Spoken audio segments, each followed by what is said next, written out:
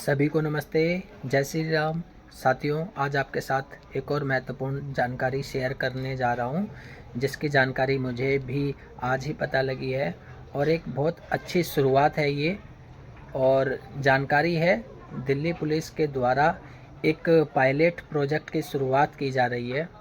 साथियों, कई बार आप छोटी छोटी जानकारियों के माध्यम से अपने आप को बहुत बड़ी परेशानी से बचा सकते हैं। जब आपके पास जानकारी का अभाव होता है तो उसमें आपको बहुत सारी परेशानियां जो हैं उठानी पड़ सकती है। तो जैसे कि आज एक लेटेस्ट दिल्ली पुलिस का एक प्रोजेक्ट शुरू हुआ है, जिसमें बताया गया है कि पुलिस थानों में एक पुलिस बूथ की शुरुआत होगी, जो कि टैबलेट लेस होगी। और उस टैबलेट में talk to DCP app install होगा, जिसके माध्यम से जो भी शिकायत करता है, कोई भी पीड़ित व्यक्ति है, वो डायरेक्ट थाने से डीसीपी महोदय से बात कर सकते हैं। काफ़ी सारी जो काफ़ी सारे जो व्यक्ति हैं, पीड़ित हैं, शिकायतकर्ता हैं, उनकी ये शिकायत होती है कई बार कि जो निचले स्तर के अधिकारी हैं, पुलिसकर्मी हैं, कई बार उनकी शिकायतों पर कार्रवाई नहीं करते, उनकी जो भी समस्याएं होती हैं उस पर ध्यान नहीं देते। तो ऐसे में ऐसे लोगों को उच्च अधिकारियों तक पहुंचने में बहुत परेशानी होती है। तो इसके लिए एक प्रोजेक्ट शुरू किया गया है, टॉक टू डीसीपी। तो अभी आउटर दिल्ली यानी कि जो बाहरी दिल्ली के 8 थानों में इसकी शुरुआत जो है की जा रही है।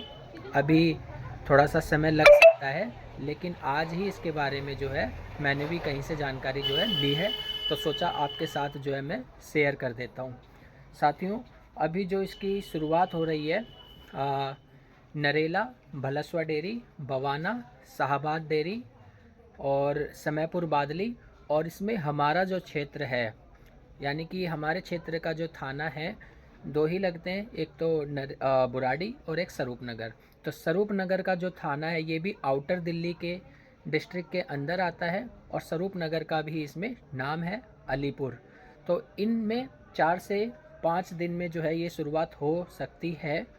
और इसमें बताया गया है कि आप इस बूथ से प्रतिदिन जो डीसीपी महोदय बात करेंगे, वो 4 से 5 कॉल जो है एक थाने से ली जाएगी, और डायरेक्ट आप डीसीपी महोदय से अपनी शिकायत जो है बता सकते हैं।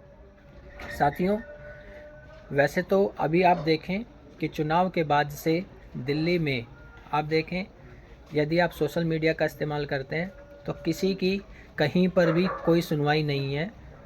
लेकिन यदि आपके पास अपने अधिकारों के लिए, अपने जीवन को बेहतर बनाने के लिए छोटी मोटी यदि आप जानकारी रखेंगे, तो आप ऐसी जो परेशानियां हैं, जैसे कि आपकी कहीं थाने में सुनवाई नहीं होती है या किसी भी प्रकार की कोई वो है, तो यदि आपको उसका प्रोसीजर पता होगा, तो आपकी जो छवि है वो सामने वाले के सामने ये बनेगी कि हाँ भाई, इस व्यक्ति को किसी न किसी चीज़ की जानकारी है। इसी के लिए मैं आपको एक उदाहरण भी देना चाहता हूँ कि जैसा कि मैं काफ़ी सारे साथियों को बताता हूँ कि अपने नज़दीकी एक आधार सेंटर है, स्वरूप नगर, जो रजिस्ट्रार ऑफिस है, वहाँ पर एक ऑथराइज आधार का सेंटर है। अब से पहले यहाँ पर जो है ऑनलाइन अपॉइंटमेंट हुआ करता था, जिसके माध्यम से आप अपॉइंटमेंट लेकर के जो समय है और जो भीड़ जो होती है, लाइन होती है, उसमें आप खड़े होने से या आपके समय की बचत होती है। तो अपॉइंटमेंट मैंने अपना लिया था, और बेटी के आधार को बनवाने के लिए स्वरूप नगर रजिस्ट्रार ऑफिस का जो है अपॉइंटमेंट लिया। वहाँ जाने के बाद जो आधार ऑपरेटर था, उसने बोला यहाँ पर बच्चों के आधार बनते नहीं हैं।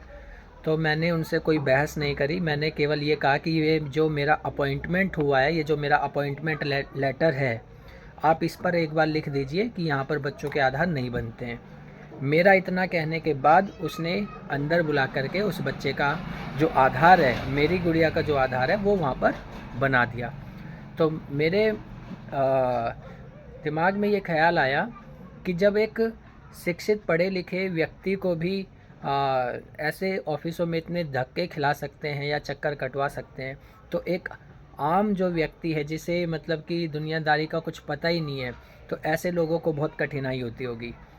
तो साथियों, इस प्रकार की जो जानकारी मैं आपके साथ शेयर करता हूँ, ये छोटी होती हैं जानकारियाँ, लेकिन आपके लिए बहुत ही लाभकारी जानकारी होती है। तो इस जानकारी को ज़्यादा से ज़्यादा साथियों तक शेयर करें। धन्यवाद।